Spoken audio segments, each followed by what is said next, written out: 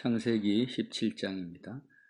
아브라함이 99세 때에 여호와께서 아브라함에게 나타나서 그에게 이르시되 나는 전능한 하나님이라. 너는 내 앞에서 행하여 완전하라.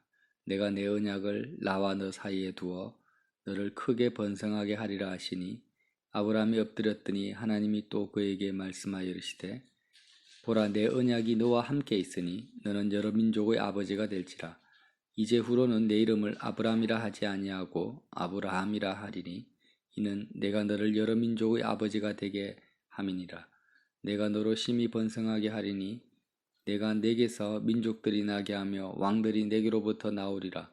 내가 내 언약을 나와 너와 및 내 대대 후손 사이에 세워서 영원한 언약을 삼고 너와 내 후손의 하나님이 되리라. 내가 너와 내 후손에게 내가 거주하는 이 땅 곧 가나안 온 땅을 주어 영원한 기업이 되게 하고 나는 그들의 하나님이 되리라. 하나님이 또 아브라함에게 이르시되 그런즉 너는 내 언약을 지키고 내 후손도 대대로 지키라. 너희 중 남자는 다 할례를 받으라. 이것이 나와 너희와 너희 후손 사이에 지킬 내 언약이니라. 너희는 포피를 베어라. 이것이 나와 너희 사이의 언약의 표징이니라. 너희의 대대로 모든 남자는 집에서 난 자나 또는 너희 자손이 아니라 이방 사람에게서 돈으로 산 자를 막론하고 난 지 8일 만에 할례를 받을 것이라. 너희 집에서 난 자든지 너희 돈으로 산 자든지 할례를 받아야 하리니 이는 내 언약이 너희 살에 있어 영원한 언약이 되려니와 할례를 받지 아니한 남자 곧 그 포피를 베지 아니한 자는 백성 중에 끊어지리니 그가 내 언약을 배반하였음이니라. 아멘. 17장은요 또 계속해서 그 내용이 나오죠. 아브라함의 아내 이름을 사레라 하지 말고 사라라 하고 아내를 통해서 아들을 낳게 하겠다 하니까 아브라함이 엎드려서 웃습니다.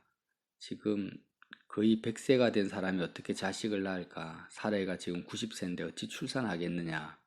웃으니까 하나님이 다시 아들을 낳을 건데 아들 이름을 이삭이라 해라. 그래서 내가 그와 내 언약을 세우리니 그의 후손에게 영원한 언약이 되리라. 이렇게 말씀을 하시죠. 할례입니다.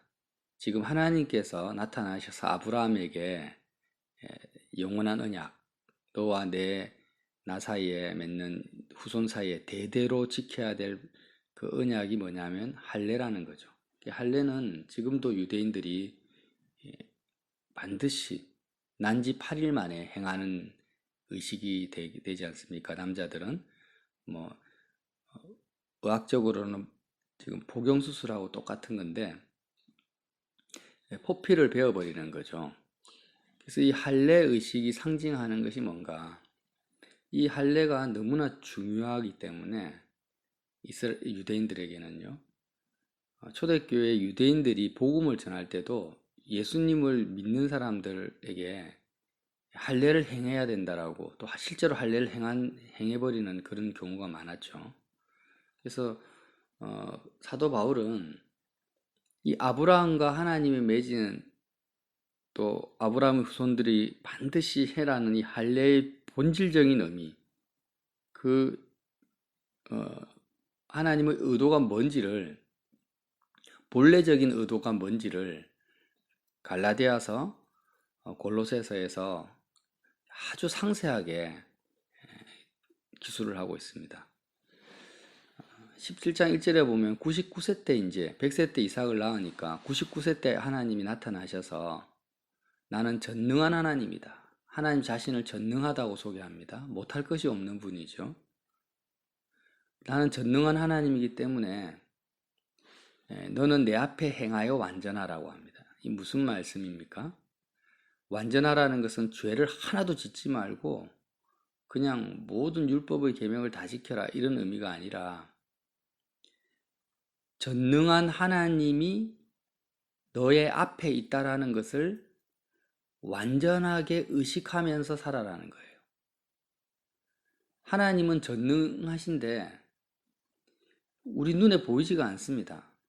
그런데 아브라함에게 나타나셔서 뭐라 하냐면 너의 육신의 눈에는 아내가 보이고 자녀가 보이고 사람들이 보이는데 그러나 보이지 않는 하나님, 그 전능한 하나님이 바로 너 앞에 있다라는 것을 단 한순간도 잊어버리지 말고 그렇게 전능한 하나님을 의식하면서 믿으며 살아가라라고 먼저 당부를 하시고 할례 언약을 주신 거예요. 그래서 이 언약은 너무너무 중요한 거죠. 지금 17장 1절부터 14절까지 오늘 읽었지 않습니까? 얼마나 하나님께서 강조하시고 또 강조하시고 이 언약을 떠나버리면 이 영원한 언약입니다. 이건 일시적인 언약이 아니에요. 아브라함에게만 해당되는 게 아니라 나와 너와 및 내 대대 후손 사이에 세우는 언약인 거예요. 그러니까 이것이 하나님과 우리 사이에 유효한 언약이라는 겁니다.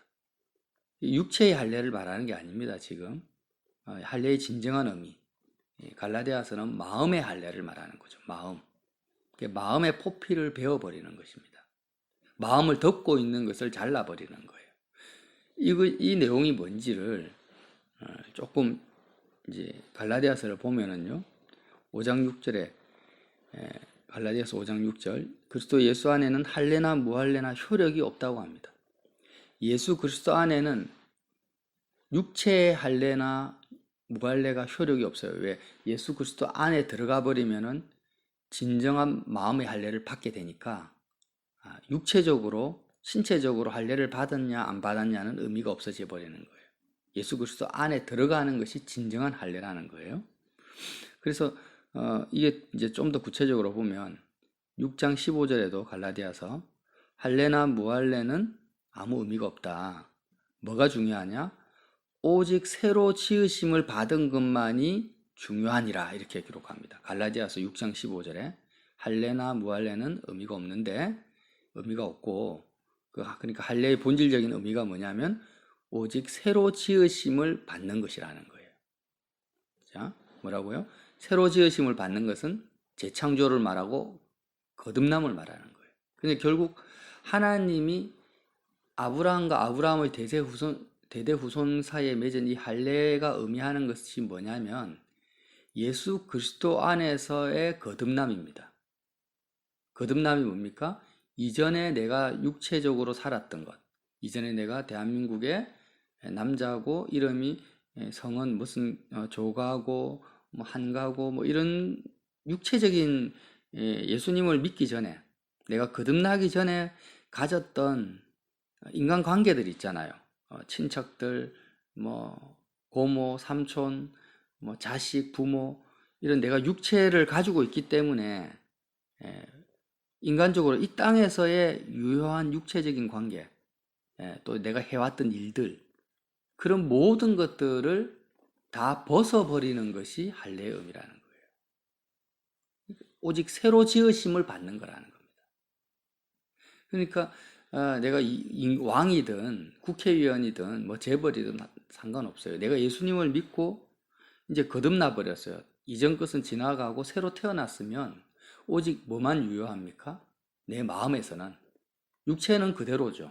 내 마음의 할례니까 내 마음에서는 전능하신 하나님과 나와의 관계성, 이 관계성 외에는 모든 육체로 인해서 육체 관계성은 다 끊어져 버리고 다 죽어버리는 상태. 이 상태에서 전능하신 하나님과 나와의 관계성 앞에 내가 서는 겁니다. 이게 바로 아브라함에게 나타나셔서 나는 전능한 하나님이라 너는 내 앞에서 행하여 완전하라는 거죠.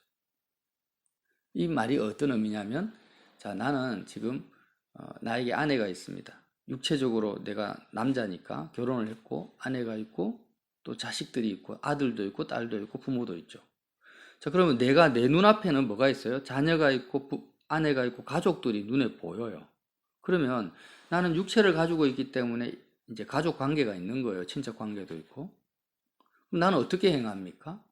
내 마음에서 내가 마음으로 아내 앞에서 행하는 거예요. 예를 들면 아내가 뭘 좋아하는가? 아내의 취향이 뭔가? 아내의 마음에 들게 하려면 내가 어떻게 행동해야 되는가? 내가 자녀가 있으면은 육체가 있으니까 자녀가 있죠. 내 자녀를 이 땅에서 잘 키우려면 내가 어떻게 자녀를 상대해야 되는가? 자녀에게 말해야 되는가? 내가 부모가 있으니까 내가 또 자녀잖아. 자녀잖아요. 그런데 부모를 인간적으로 잘 공경하고 사랑하려면 내가 어떻게 행동하고 말해야 될 것인가? 이렇게 행하는 것은 전능한 하나님 앞에서 행하는 것이 아닙니다. 육체의 소욕을 따라서 행하는 거죠. 육체의 소욕을 따라 행하는 것이고 성령의 소욕을 따라 행하는 것이 아닙니다.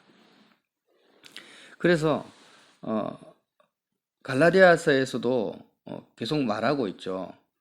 5장 16절 17절에요. 갈라디아서 너희는 성령을 따라 행하라. 육체의 소욕은 성령을 거스리고 성령의 소욕은 육체를 거스린다라는 거예요. 예수님을 믿지 않고 거듭나지 않은 사람은 성령의 소욕 자체가 없습니다. 성령의 소욕이라는 것은 전능하신 하나님 앞에서 행하는 것이에요.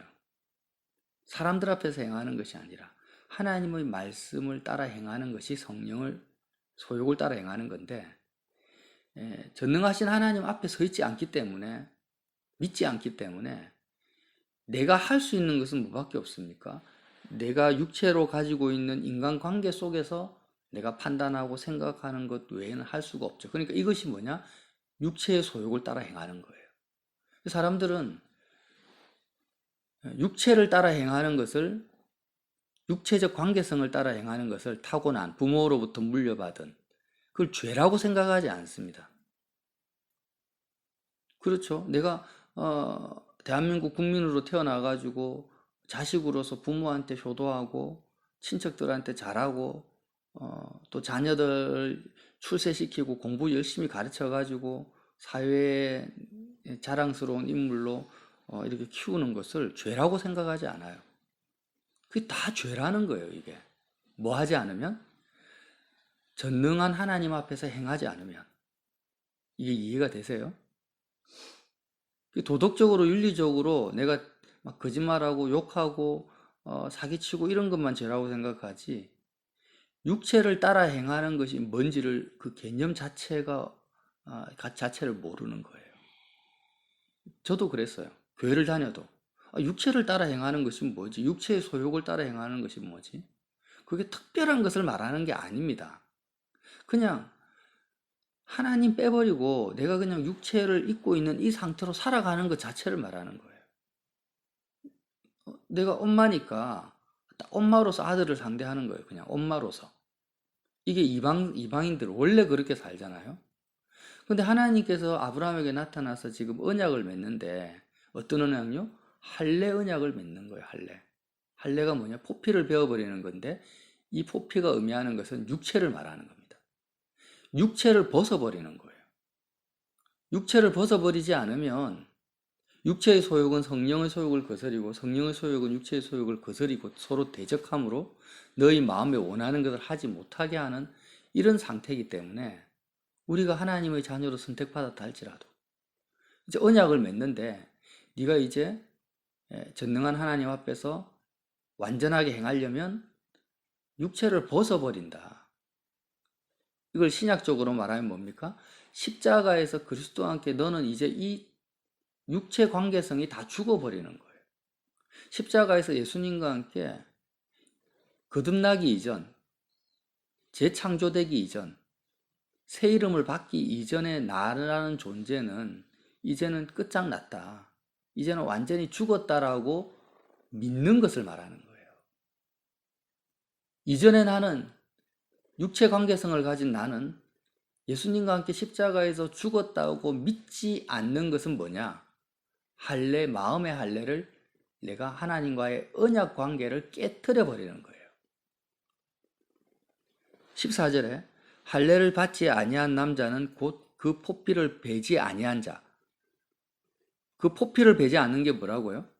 육체가 이제 육체 관계성이 죽었다. 내가 십자가에서 세상에 대해서 죄에 대해서 이미 나는 죽은 자라고 믿지 아니하는 자가 그 포피를 베지 아니한 자입니다. 영적인 의미가요. 이렇게 포피를 베지 아니하는 자는 백성 중에서 끊어지린다. 이 백성은 하나님 나라를 말하는 거죠. 하나님의 자녀된 백성에서 끊어져 버리는 거예요. 죽어버리는 거예요. 왜? 이제 세상에 속해버리니까. 그가 내 언약을 배반하였습니다. 십자가를 배반하는 거예요. 자, 좀 정리를 할게요. 예수님께서 우리에게 진정한 할례를 베푸시려고, 우리를 아브라함의 자손으로 영원한 언약을 세우시려고 이 땅에 오셨고 십자가에서 죽으셨어요. 그래서 십자가에서 죽으신 그 예수님의 의미가 뭐냐면 우리가 죽는 거죠. 주님이 우리 대신 죽으셨으니까. 그 죽음의 의미가 뭐라고요? 육체 관계성을 우리가 벗어나는 것입니다. 우리의 마음이. 우리가 몸이 있으니까 내가 자녀고 누구의 아버지고 누구의 엄마고 누구의 형제잖아요. 그럼 이런 인간관계 속에서 우리가 다 살아갑니다. 예, 얼마 전에 또 저도 우리 외할머니 장례식장에도 저도 갔다 오고 또 인사도 하고 인간관계 속에서 살아가요. 그래서 인간관계를 다 끊어라 이 말이 아니고, 그런 우리가 인간관계 속에 살아가는데 내 마음이요. 내가 실제로 몸이 죽어버리면 이런 인간관계는 다 끊어지잖아요. 다 없어져요. 다 사라져요. 죽으면 다 끝입니다. 부부관계도 없습니다. 부모 자식 관계도 다 없습니다. 실제로 몸이 죽으면. 근데 지금 몸은 살아있잖아요. 몸은 살아있으니까 우리가 결혼식도 가고 장례식도 가고 자녀도 키우고 결혼 생활도 합니다. 그런데 성경은 뭘 말합니까? 하나님의 백성은 그 마음이 할례를 받아야 된다는 거예요. 마음은 육체 관계성에서 벗어나야 된다는 거예요. 벗어나서 어떻게 해야 됩니까? 전능하신 하나님과의 관계성 앞에 서야 된다는 거죠. 우선순위가 그렇다, 우선순위가. 그래서 전능하신 하나님 앞에 내가 서서 어떻게 해야 되냐? 하나님이 나에게 말씀하시는 대로만 행하고 모든 육체 관계성에서 내 마음이 벗어나서 그 모든 것은 하나님의 말씀 앞에 다 복종시켜 버려야 된다는 거예요. 이게 성령의 소욕입니다. 우리는 성령은 하나님이시죠. 성령 자체가 하나님의 영이니까 하나님께서 나를 우리 태목사님 말씀하면 장갑 삼아서 나를 통해서 내가 사는 것이 아니라 나를 통해서 그리스도께서 사셔야 되는 거예요. 이게 하나님과 나와의 영원한 언약인데, 갈라디아서 2장 20절 말씀이 갈라디아서 전체가 할례를 말하는 거예요, 사실은. 나를 통해서 예수님이 사셔야 되는데, 나를 옷 입고 내가 누구의 아버지면 누구의 아버지라는 옷을 입고 예수님이 사셔야 되는데, 나는 산재물로 예수님께 내 몸을 산재물로 내어 드려야 되는데, 이게 언약 관계인데 내가 주체가 되어가지고 내가 누구의 아버지라는 의식을 가지는 거예요. 내가 누구의 부모라는 의식을 가지면서 내가 판단하고 내가 생각하고 내가 결정하며 살아가는 겁니다. 이게 육체의 소욕이에요. 이 육체의 소욕을 십자가에 못 박았다라는 것이 예수님의 사람들이죠. 육체의 소욕을 못 박는 게 뭐예요? 내가 육체를 벗어버리고 오직 새로 지으심을 받은 새 사람을 입는 것입니다. 이 거듭났다라는 거죠. 육체를 벗어버리고 새 사람을 입는다라는 의미가 뭐라고요? 전능하신 하나님 앞에 내가 서서 이제는 이 땅에서의 모든 관계에서 내가 자유하는 거예요. 아무에게도 매이지 않습니다. 하나님이 가라 하면 가고 서라 하면 서고, 그래서 아브라함이 그렇게 살았다라는 거예요. 실제로 이스마엘이나 하갈은 육체적으로 보면 아브라함의 실제적인 아내고 실제적인 친자식이죠, 이스마엘도. 그런데 하나님이 뭐라고 합니까? 하갈과 이스마엘을 버려라 하니까 실제로 버려버리잖아요. 아브라함의 행위가 진짜 육체에서 완전히 자유해버리는 거예요. 심지어 이삭을 죽여라 하니까 아브라함이 죽여버리잖아요. 전능하신 하나님 앞에서 완전하게 행하는 거예요, 아브라함이. 왜요? 그가 마음의 할례를 받았기 때문에. 결국 아브라함의 인생이 모든 성경의 이스라엘 역사의 축소판이라고 했죠. 출애굽도 경험하고 아브라함이 축소판 출애굽, 축소판 가나안 정복 전쟁, 그리고 사라와 하갈을 통해서 육체의 소욕과 성령의 소욕의 갈등, 언약과 은혜와 율법의 갈등, 그것이 계속 15년 동안 20년 이상 지속되다가 오늘 17장, 창세기 17장에 넘어와서는 이제는 하나님께서 할례를 통해서 거듭남을 지금 가르쳐주고 있는 겁니다. 아주 복음의 깊은 영역을 아브라함과 실제 아브라함의 삶을 통해서 복음의 실제적인 영역, 복음의 깊은 영역, 거듭남의 영역을 지금 말씀하고 계시고 가르쳐주고 계신 거예요. 아브라함의 생애 자체가 복음입니다. 지금 아브라함의 삶 자체가 복음이에요. 십자가 복음이에요.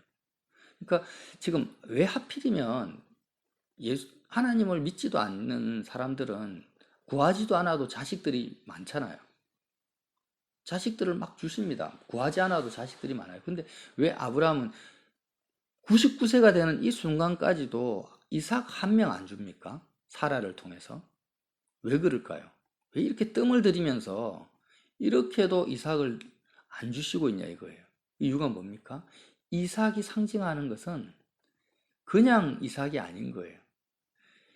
모든 세상 사람들은 자식들이 많죠. 근데 그것은 육체의 소욕을 따라서 낳은 그냥 육신적인 아들일 뿐이에요.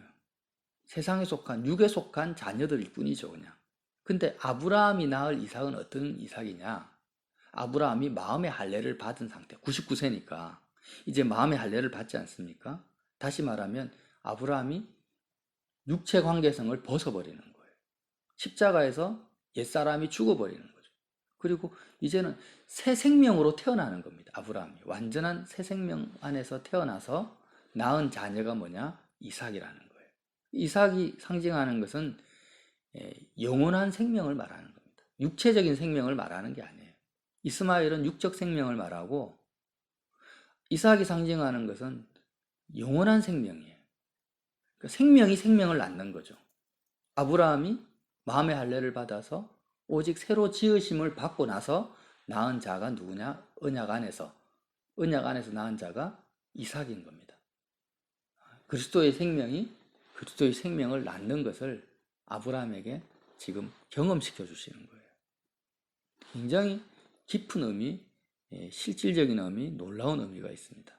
그래서 하나님께서 왜 이삭을 이렇게 뜸을 들이시면서 그냥 주시는 것이 아니라 뭐 하갈 이스마엘 관계도 있고 오늘도 17장에도 할례 의식을 베풀고 또 18장에는 어떤 내용이 나옵니까? 하나님께서 또 아들을 주시겠다고 마물의 상수리 나무에 나타나셔가지고 이렇게 또 이야기하시고 하여튼 이런 도저히 인간적으로는 이해할 수 없는 많은 절차들, 언약들, 사건들을 막 이렇게 경하시고 100세 때 이삭을 딱 주시는 거예요. 이 이삭이라는 상징은 그냥 육체적으로 아들 한 명 이런 의미가 아니고 이 땅에서는 나의 육체적인 나의 인간적인 것으로는 도저히 가질 수 없는 생명의 열매입니다. 영원한 생명이에요. 결국 이삭이 상징하는 것이 뭘까요? 예수 그리스도의 죽음과 부활에 참여하여서 내가 이 땅에서 누리는 하늘 생명, 영생입니다. 영생, 부활 생명을 말해요. 그러니까 부활 생명이니까 아브라함이 마음에 내가 이삭을 죽여도 이삭은 죽지 않을 것이다. 하나님이 다시 살리실 것이라는 그 믿음이 있었던 거죠. 이제 이해가 되시죠? 왜 아브라함이 이삭을 죽일 수 있었는가? 이 이삭이란 이스마엘을 죽이라면 죽이지 못했을 거예요, 아마. 이스마엘은 아브라함이 죽일 수가 없어요. 왜? 진짜 이스마엘은 육체적인 생명이니까 죽이면 살아날 수가 없는 거예요. 근데 이삭은 자기 자신이 지금 100세니까 인간적으로는 낳을 수 없는 자녀잖아요. 육체의 생명으로는 낳을 수가 없어요. 사라도 마찬가지고. 그럼 어떻게 낳았다라는 거예요? 육체 생명으로 낳은 게 아닙니다.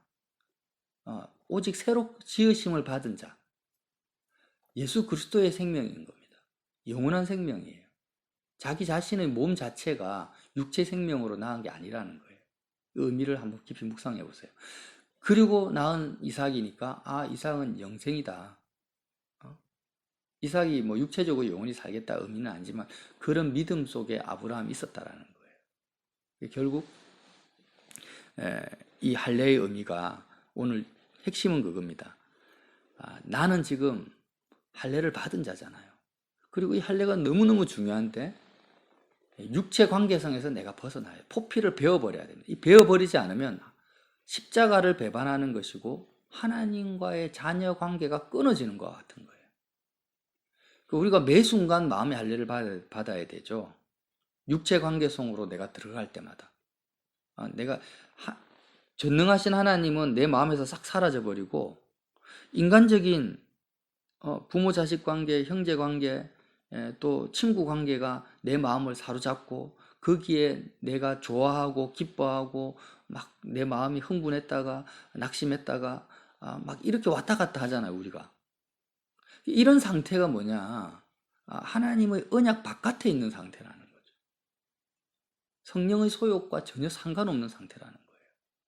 육체의 소욕을 따라 사는 관계라는 거예요. 사람들이 다 그렇게 살아가죠. 다 그렇게 살아가니까 다 지옥에 가는 거예요. 우리는 이제 어떻게 해야 됩니까? 매 순간 육체로는 이 땅을 살아가는 동안 육체 관계성을 끊어버릴 수는 없습니다. 육체로는 육체 관계성을 끊을 수 없어요. 근데 우리의 마음만큼은 십자가에서 나는 이미 죽은 자다. 나는 누구의 부모도 아니고 누구의 자녀도 아니다. 누구의 부모이기 이전에 누구의 자녀이기 이전에 나는 뭐라고요? 하나님 안에서의 새로운 생명이다. 영생을 누리라는 겁니다. 영생을. 영원한 생명을 누려라. 예수 그리스도 안에 너의 생명은 그리스도 예수 안에 있다. 이 땅에는 없다. 너의 생명은. 그래서 오직 하나님의 종이 되어라. 하나님이 말씀하시면 내가 가고 하나님이 서라 하면 나는 설 뿐입니다.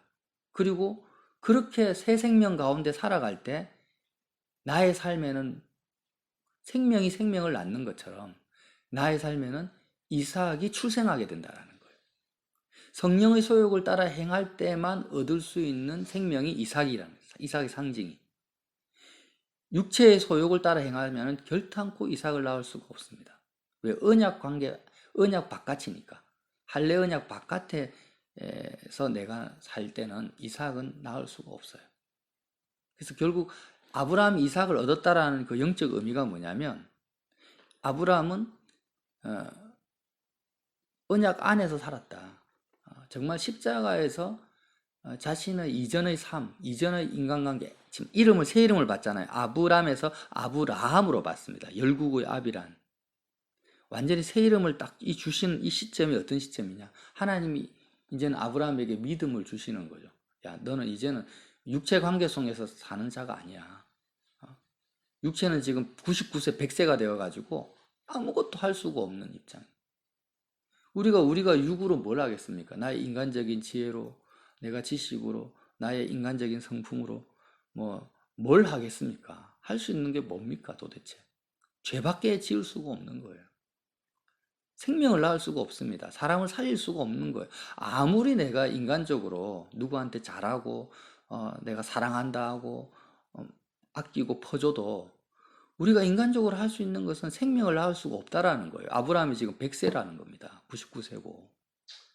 그러니까 이제는 그거는 생명을 낳을 수가 없으니까 차라리 이제는 십자가에 못 박아 버리라는 거예요. 벗어버리라는 거예요. 잘라버리라는 거예요. 이게 할례라는 거예요. 거기에는 소망이 없어. 소망이 없는 상태야. 네 육체를 바라는 겁니다. 아브라함에게.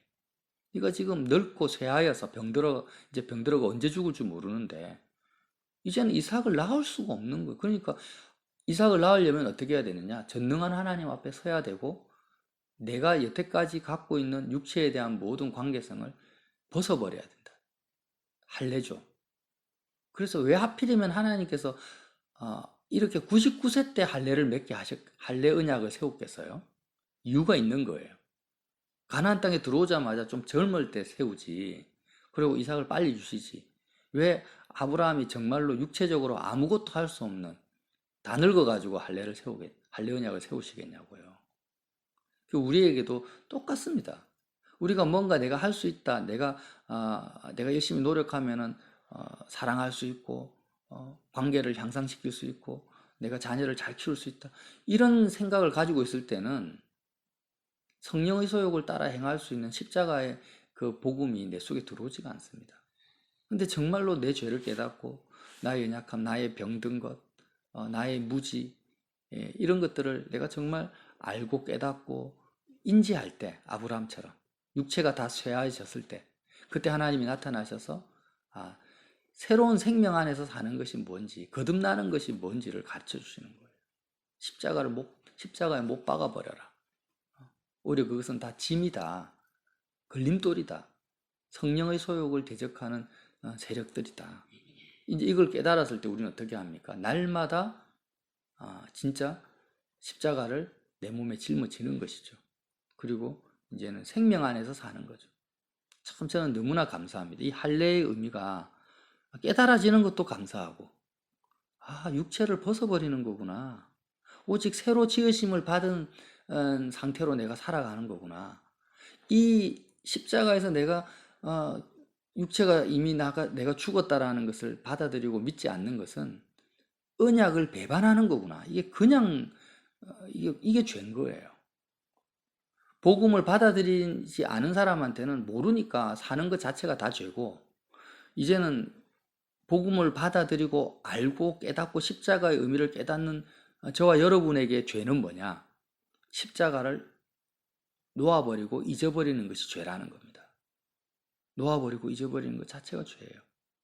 그래서 오늘 하루도 정말 하나님의 언약을 배반하지 아니하고 할례 받은 자로서 육체를 벗어버리고 오직 새롭게 지으심을 받은 새 생명 가운데서 사시는 그 믿음으로 사시는 저와 여러분 되시기를 예수님 이름으로 축복합니다.